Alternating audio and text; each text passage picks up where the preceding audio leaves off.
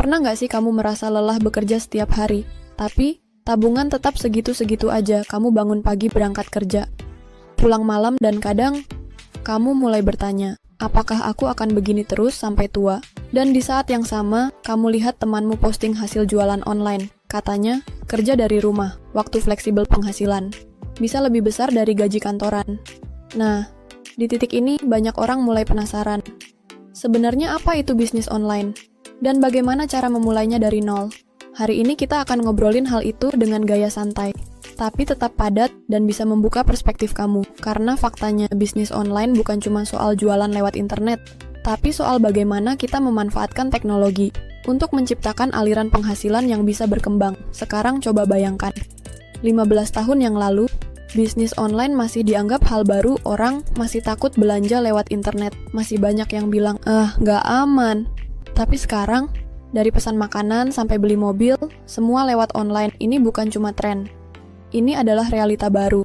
Dan yang lebih menarik, memulai bisnis online hari ini sudah jauh lebih mudah dibanding dulu. Alat-alatnya gratis. Ilmunya bertebaran. Tinggal kamu siap atau belum di video ini. Kita akan bedah satu-satu, mulai dari pengertian, cara kerja strategi kesalahan umum, dan contoh nyata yang bisa kamu tiru. Kita mulai dari dasar dulu ya. Kalau kita bilang bisnis online, apa yang langsung muncul di pikiranmu? Mungkin jualan baju di Instagram atau buka toko di marketplace, tapi bisnis online itu jauh lebih luas dari itu.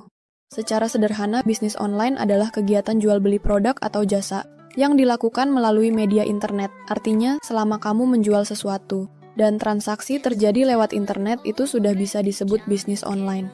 Dan menariknya, bisnis online tidak harus punya toko fisik, tidak harus punya karyawan, bahkan tidak harus punya modal besar di awal. Contohnya, kamu bisa jadi dropshipper, artinya kamu hanya perlu menjual barang milik supplier, tanpa perlu menyimpan stok. Kamu juga bisa menjual jasa, seperti desain grafis, copywriting, atau jasa edit video. Semua dilakukan secara digital.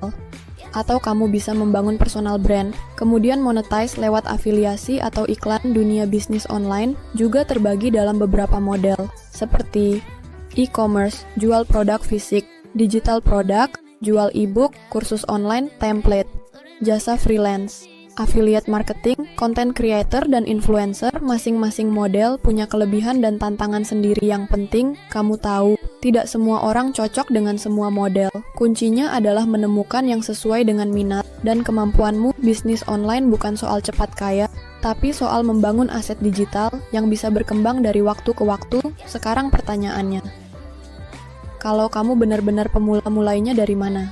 Langkah pertama adalah menentukan produk atau jasa. Kamu bisa mulai dengan melihat sekeliling apa yang orang butuhkan, masalah apa yang sering mereka alami.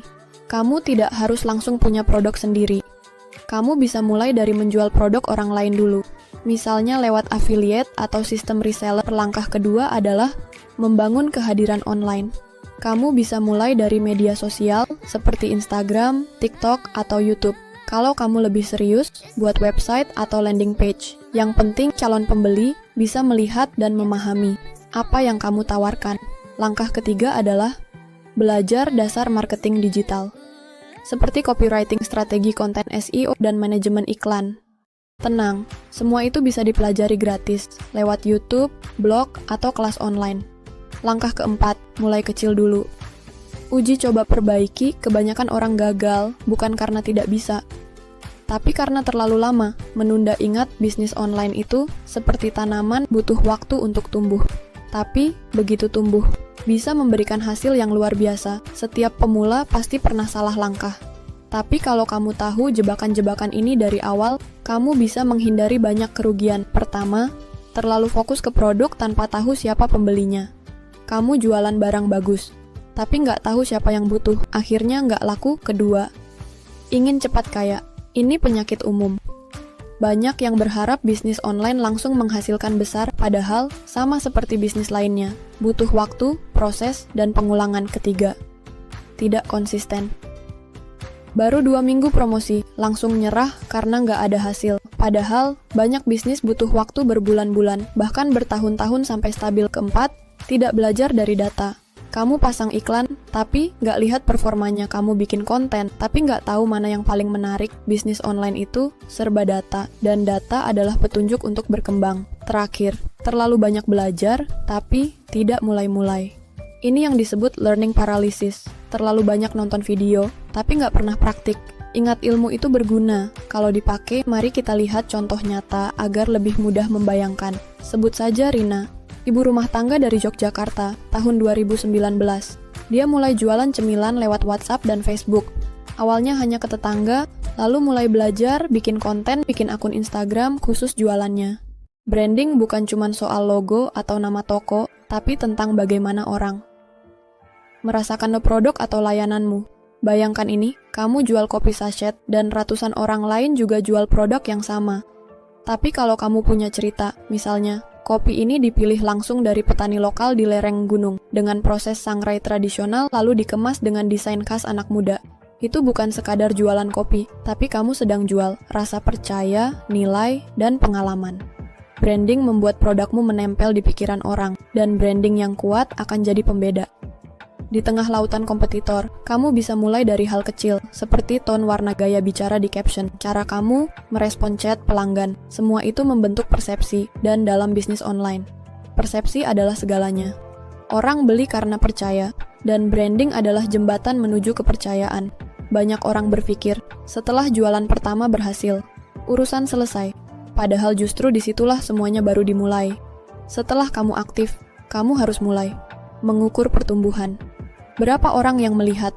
Berapa yang beli? Berapa yang repeat order? Gunakan tools gratis seperti Google Analytics, Insight Instagram atau laporan dari marketplace. Dari situ, kamu tahu apa yang berhasil dan apa yang perlu diperbaiki. Selain itu, kamu juga harus konsisten. Coba bayangkan seperti ini. Kalau kamu buka warung, tapi hari ini buka, besok tutup, lusa buka setengah hari, pelanggan pasti bingung dan tidak percaya. Hal yang sama berlaku di bisnis online. Kalau kamu konsisten posting, konsisten balas chat, dan konsisten meningkatkan layanan, maka kepercayaan akan tumbuh dengan sendirinya. Ingat, orang tidak membeli dari kamu karena murah, tapi karena sudah percaya. Dan kepercayaan hanya bisa dibangun lewat konsistensi. Pertanyaan terakhir yang sering muncul, kapan sih waktu yang tepat untuk memulai? Jawabannya sederhana. Sekarang. Kenapa? Karena tidak akan pernah ada waktu yang benar-benar sempurna. Selalu akan ada alasan untuk menunda. Tunggu modal, tunggu skill, cukup tunggu waktu luang. Padahal waktu terbaik untuk menanam pohon adalah 10 tahun lalu. Waktu terbaik kedua adalah hari ini. Mulailah dari yang kecil, belajar dari proses. Perbaiki satu persatu. Jangan menunggu semua jelas. Karena kepastian tidak akan pernah datang sebelum tindakan, dan jangan takut gagal, karena justru dari kegagalan kecil itu, kita belajar untuk membangun yang lebih kuat. Bisnis online bukan tren sesaat, tapi bagian dari masa depan, dan kamu masih punya kesempatan untuk ikut di dalamnya. Jadi, sudah siap untuk mulai langkah pertama? Jika kamu suka dengan konten seperti ini, klik tombol subscribe dan like untuk support channel ini.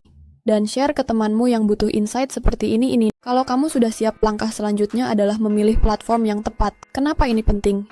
Karena platform adalah rumah digital untuk bisnis kamu. Di sanalah kamu membangun kepercayaan, menjangkau pembeli, dan mengelola penjualan. Pertama ada marketplace, seperti Tokopedia, Shopee, dan Bukalapak. Ini cocok untuk kamu yang ingin jual produk fisik, mulai dari barang rumahan, sampai produk UMKM buatan sendiri. Marketplace ini sudah punya trafik besar, artinya pembeli sudah ada.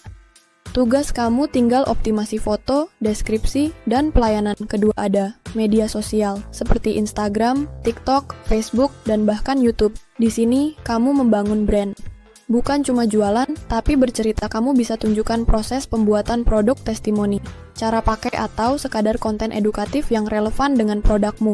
Misalnya kamu jualan skincare, bikin konten soal cara merawat wajah, tips memilih produk yang sesuai jenis kulit, dan lain-lain. Ketiga ada pulsa, platform jasa freelance, seperti Fiverr, Sribulancer, dan projects.co.id. Ini cocok buat kamu yang ingin menjual keahlian desain, penulisan video editing, atau coding. Di sini, yang kamu jual bukan barang, tapi skill. Keempat ada platform afiliasi dan digital product, seperti Digistore, Ratakan, atau bahkan affiliate di Shopee dan TikTok. Kalau kamu tidak punya produk sendiri, tapi jago membuat konten, kamu bisa dapat komisi hanya dengan mempromosikan produk orang lain.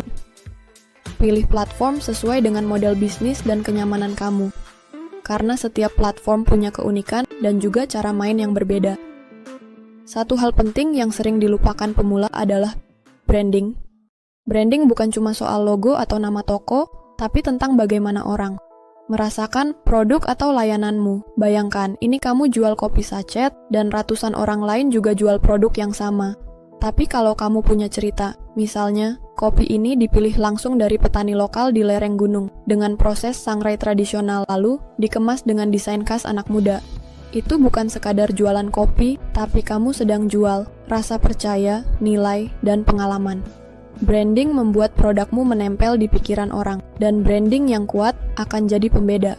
Di tengah lautan kompetitor, kamu bisa mulai dari hal kecil seperti tone warna gaya bicara di caption, cara kamu merespon chat pelanggan.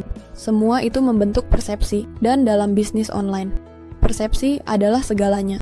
Orang beli karena percaya, dan branding adalah jembatan menuju kepercayaan. Banyak orang berpikir setelah jualan pertama berhasil, urusan selesai. Padahal justru disitulah semuanya baru dimulai. Setelah kamu aktif, kamu harus mulai mengukur pertumbuhan. Berapa orang yang melihat? Berapa yang beli? Berapa yang repeat order? Gunakan tools gratis seperti Google Analytics, Insight Instagram, atau laporan dari marketplace. Dari situ, kamu tahu apa yang berhasil dan apa yang perlu diperbaiki. Selain itu, kamu juga harus konsisten. Coba bayangkan seperti ini. Kalau kamu buka warung, tapi hari ini buka, besok tutup, lusa buka setengah hari, pelanggan pasti bingung dan tidak percaya. Hal yang sama berlaku di bisnis online. Kalau kamu konsisten posting, konsisten balas chat, dan konsisten meningkatkan layanan, maka kepercayaan akan tumbuh dengan sendirinya. Ingat, orang tidak membeli dari kamu karena murah, tapi karena gue percaya. Dan kepercayaan hanya bisa dibangun lewat konsistensi. Pertanyaan terakhir yang sering muncul. Kapan sih waktu yang tepat untuk memulai? Jawabannya sederhana. Sekarang. Kenapa? Karena tidak akan pernah ada waktu yang benar-benar sempurna. Selalu akan ada alasan untuk menunda. Tunggu, modal tunggu skill, cukup tunggu waktu luang. Padahal waktu terbaik untuk menanam pohon adalah 10 tahun lalu. Waktu terbaik kedua adalah hari ini. Mulailah dari yang kecil. Belajar dari proses, perbaiki satu persatu. Jangan menunggu semua jelas, karena kepastian tidak akan pernah datang sebelum tindakan. Dan jangan takut gagal, karena justru dari kegagalan kecil itu, kita belajar untuk membangun yang lebih kuat. Bisnis online bukan tren sesaat, tapi bagian dari masa depan. Dan kamu masih punya kesempatan untuk ikut di dalamnya. Jadi, sudah siap untuk mulai langkah pertama? Jika kamu suka dengan konten seperti ini, klik tombol subscribe dan like untuk support channel ini. Dan share ke temanmu yang butuh insight seperti ini.